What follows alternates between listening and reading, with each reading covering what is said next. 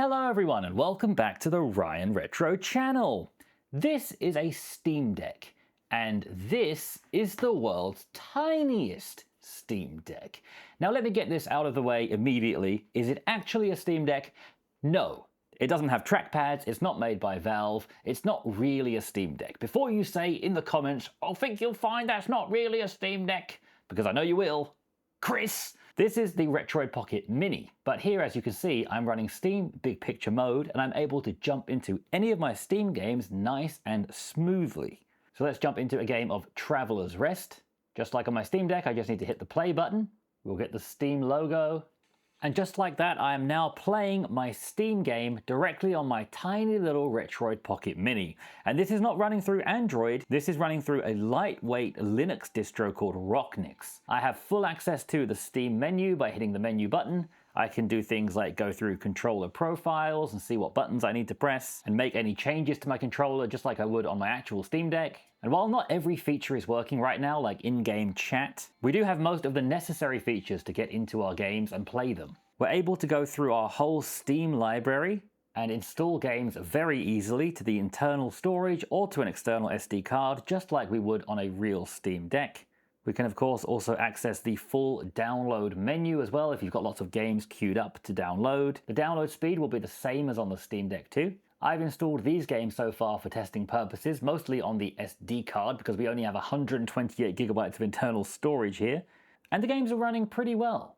2D games and slightly older 3D games like Dishonored, and here is BioShock Infinite, these games work really nicely. We're able to smoothly walk around, look around, accidentally shoot Elizabeth, sorry. And even though this screen is really small, it looks fantastic. Playing a game like BioShock Infinite on something this minuscule is honestly just a great experience. At least if you have decent eyes. I was really impressed when I was able to go from a gaming PC at my desk to something this small in my hands. To then go to something this small is just ridiculous. The whole thing is basically the size of just the screen of the Steam Deck. It is a thing of beauty. Now we do have to temper our expectations a little bit, but how does this compare to the Steam Deck and to other devices? If you'd like to get this set up for yourself and also turn your Android devices into little Steam machines, then check out my recent video where I went over more details about Rocknix. You will want to install this to the internal storage of your device if you want the best performance, but be aware that will completely wipe Android, which might leave you in a bit of a tricky predicament if you do want to go back later. But if you'd like to try it out, there's no harm in putting this on an SD card like I showed in my recent video. Just make sure your handheld is on the list of accepted devices and give it a go. So while this is running pretty well, how does it compare to alternatives? How does it compare to an actual Steam Deck? And how do they compare to running Steam games through Android? Well, let's start by running a game like Tomb Raider, which has its own built-in benchmarks. So we'll be able to get a clear overview of average FPS. For anyone who isn't aware, these two devices, the Retroid Pocket Mini and the Retroid Pocket 5, have the exact same internals. They have the same chipset, the same amount of RAM, everything is the same. So this should be a really good test to see how the device with Android, running Steam through Android, competes with running Steam through a lightweight Linux distribution. Now I'm not an expert on this, so feel free to correct me in the comments if I'm wrong about this, and I'll make sure to pin the correct comment. I believe the way getting Steam games to run on these devices is kind of like layering up a cake, and you have various layers that you need to make the complete cake and make the game run. With a lightweight Linux distribution, you just have things like FEX or Box64, you have the game itself and things like Proton. There's not too many layers you need. There's not too much resistance between the game and getting it to run. Whereas on Android, you need all of those same layers of the cake as here, but you also need to add the Android operating system on top of that cake as well. And the Android operating system is quite dense. It has a lot of things going on when you think about all the things Android can do, all the things it's running in the background. It's quite a big, heavy, soggy layer you're adding on top of the cake that can really weigh it down. So by completely removing Android from this equation and being able to launch games without Android at all, this should theoretically run the game quite a bit better. But let's see if that's actually true or not when we run the benchmark now in Tomb Raider. And just before I hit the start button, let me just explain that for all of these devices, they will all be running at 1280 by 720p, and I haven't changed any of the settings. They're all default. We can do tons of tinkering to improve things here and there bit by bit. As you can see on my website and websites like MU Ready, But for today, we're going to just try to establish a baseline figure, a rough ballpark number of how things run when just set up normally. The Android benchmark is finished with an average FPS of 41, a maximum of 49, and a minimum of 31. So if you wanted to play the Steam version of Tomb Raider, you could play it on Android at 30 frames per second, no problems. So let's keep these statistics in mind. By the way, I am running in high performance mode as well, in case anyone's curious about that, and I have enabled 4 GB of swap memory. Let's take a screenshot of this result and put that to one side. Now it's time to see how it runs through Rocknix without the Android layer bogging it down. Let's see if it actually makes any real difference in the frame rates. One thing you can probably hear is that this sounds like a jet engine. On Android, we have simple fan control settings. I've not been able to find them here on Rocknix. They probably are there and I'm probably just stupid, but I haven't been able to find them, so this thing is crazy loud. But those noisy fans are making a difference, as is possibly the lack of Android on this, because we have a much higher maximum frame rate. Our maximum frame rate this time is 60 FPS with an average of 54. So when we compare these together now, the minimum FPS is similar, actually even 1 FPS lower on here. The average FPS has gone up by 13 and the max FPS has gone up by 10. We may have VSync enabled here, limiting us to around 60 FPS. I'm not quite sure. But anyway, this is just a ballpark figure. This is by no means a scientific test that I want to be excruciatingly accurate. I just want to show there is a clear difference here when it comes to performance. But there is also a clear difference when it comes to absolute crazy noise. For the sake of fun, let's see how the Steam Deck does. This is of course going to be an extremely unfair comparison, but just in case you are curious. I did say earlier that we were running all of these tests at 1280 by 720. The Steam Deck is actually 1280 by 800 as it has that very slightly taller screen, but shouldn't really make too much of a difference in the test. As expected, the Steam Deck absolutely smokes the competition with an average FPS of 150. This wasn't meant to be a genuine head-to-head, it was just in case you were curious. And anyway, the Retroid Pocket Mini can fit in the pocket of my jeans. Can the Steam Deck fit in the pocket of my jeans? Actually, kind of, yes. Not bad, close enough. Rocknix that I've installed here on the Retroid Pocket Mini is not only for Steam. You can also install other emulators as well. It comes with Pico 8 as an example, and you can put your Pico 8 games here, but you can also put loads of other things here as well, like your retro games. It's also better than Android for Xbox emulation and PlayStation 3 as well, but it's missing a lot of the bleeding edge stuff we get, like the latest Switch emulators. And recently we are having some possible breakthroughs for Xbox 360 and things like that on Android, which are going to trickle down a lot slower to Rocknix. So in general, if you love tinkering and being on the bleeding edge, I would still stay with Android. But I think what we've been able to do here is pretty impressive. I have a lot of Android handhelds. This is probably the weakest one that I have. I thought it would be the most interesting because it's so tiny.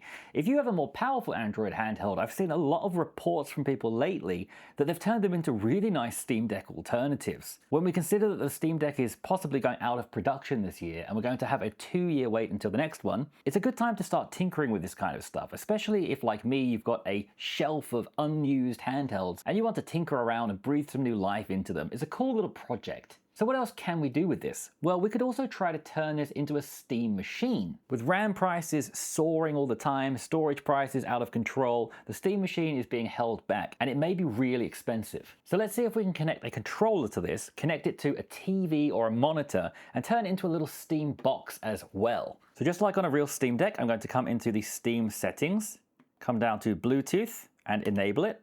Given that our handheld is so tiny, I think it's also fitting that our controller is tiny too. We can just select it from the list, and now I have this tiny little controller controlling my tiny little Steam Deck. Our new mini Steam Deck plus its controller actually hide behind just our original Steam Deck. So with your tiny little Steam Deck put together, you can then connect it to an external display to turn it into a little Steam machine.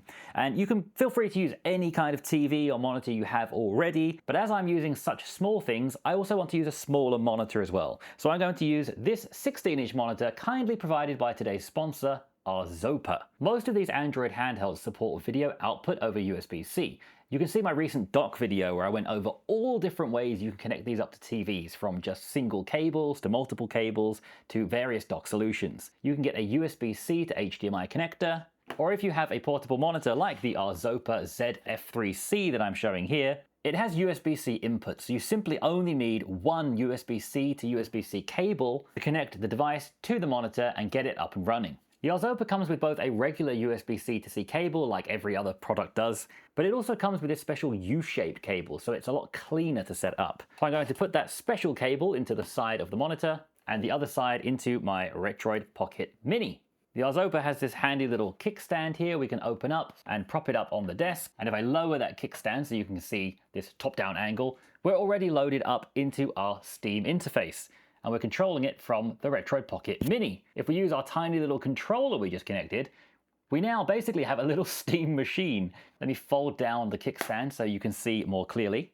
And that's the whole thing. Everything you can see in the frame right now, admittedly quite messily put down for the sake of a quick demonstration, that's the whole Steam machine. Here is the brain, here is the controller, here is the screen. So if I just put the device down on the table like that, set up the screen in front of it and grab my controller, if I switch to a second angle now, you'll see how nice and clean this setup can look. I've got my own tiny little Steam Deck setup that goes from a Steam Deck to a Steam machine with just one cable. I can easily launch into my favorite games and enjoy them on a bigger screen really easily. One issue with this method, the one cable method, is that you are powering the monitor directly off of the handheld, which is fine, it works perfectly fine. The handheld has the power to do this, but the issue is that you're running an intensive Steam game and a monitor both off of the internal battery of a tiny little handheld like this. The battery's going to go down pretty quickly. So thankfully you can remedy this. I actually just saw it fall 1% right there. There is a fix for this and it's very simple. The Arzopa has two USB-C ports, which means all you need to do is simply just connect a power cable into the other USB-C port and connect that to a wall outlet. And that's going to keep your handheld device charged and power the monitor and just keep everything charging and at 100% the whole time. No need to worry. And of course, if you have a portable battery bank like this one from Anker that I always recommend to everybody, you could plug this into the monitor, no problem, and keep both the monitor and your handheld powered up and going for a long time. It's a great portable solution. And one thing that I like about the Arzopa over some other portable monitors I've tried recently is that it comes with this really nice soft carrying pouch. It's a monitor that's designed to be portable, taken around, propped up on a kickstand, and taken wherever you go with your handheld. So having a nice little soft carrying pouch like this, just so you don't have to worry about it when you bring it, is super nice.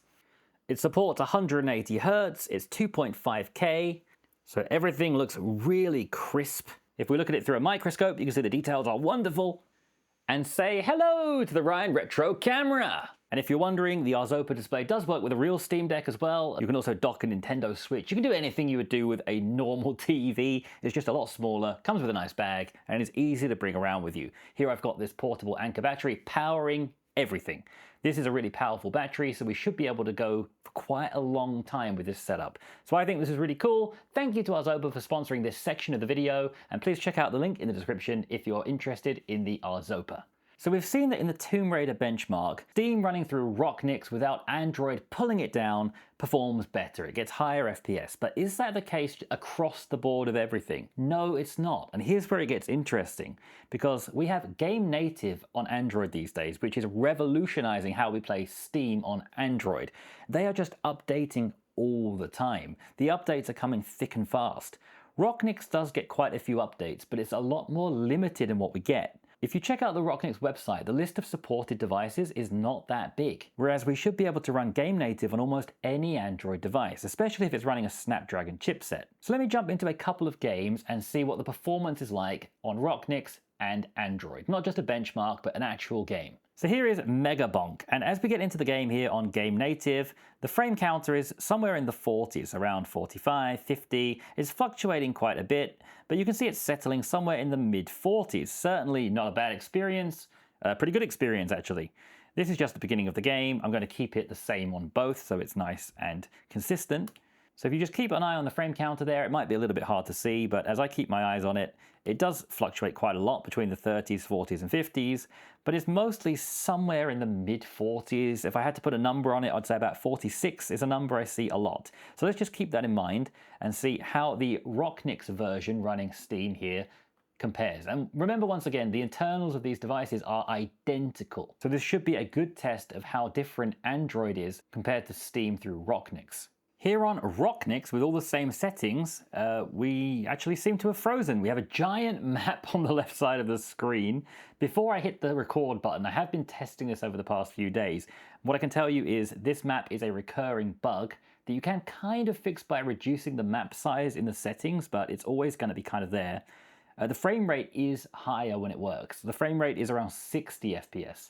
As opposed to around 45 to 47 on Android. So once again, there is more performance. You are getting more performance, but you're also seemingly getting more bugs. On the Android side of things, it's really easy to go into a game, settings, and edit all of the settings, changing the driver version from so many different variants, changing the DXVK version from so many variants. Again, there's great websites like EmuReady, which will help you find a good configuration for you. GameNative has even added known working configurations directly into the app, so you can click Use Known Config, which I think it does by default already. So it should automatically know what device you're using and just set it up for you. So that's another way where GameNative is just possibly the way to go. Whereas here on Rocknix, on the Retro Pocket Mini, I've got really the stock Steam experience, but without the everything just works aspect of the Steam Deck. So definitely a tinkering thing. It's definitely a tinkerer's dream, to be honest. It's fun to tinker with. But would I actually recommend doing this? For most people, no. I would say for most people, stick with Android, stick with things like GameNative, that constantly improve all the time, and you have access to everything else you get from Android. You have Android games, which just run absolutely beautifully. You have easy access to cloud streaming platforms like GeForce Now and xCloud.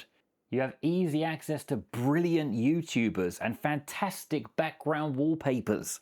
But seriously, if you're considering whether to stick with Android or to wipe your internal drive and put Rocknix on it, I would say, for now at least, stick with Android. I will give one tip for anyone who does wipe their internal storage and put Rocknix on their device, and that is that you might find all of the games you install do not launch. In that case, what you need to do is come to the top of your game library and search for Proton 11. Find this one, Proton 11 ARM64, and you're going to need to download and install it like you would with a game. This will then make it available to use. By default, in my case, it wasn't available and wasn't working. And I went all over Discord and Reddit and couldn't find a solution. You need to download and install Proton 11 ARM64, and then whenever you want to load a game, if it just crashes and goes black when you try to load it, come over to the settings cog, come down to properties, come down to compatibility, go to the right and check this box, then select from this drop-down list Proton 11 ARM64. As long as you have that selected, the game should now launch correctly, just like on a real Steam Deck. But even after you've got everything loaded up beautifully and everything's working, I still just recommend Android for pretty much anyone. The only way I recommend Rocknix is for people like me who have a shelf of unused handhelds, all running Android, all the same thing, all getting a bit bland because I bought way too many of the same product and they just wanted to spice it up a little bit.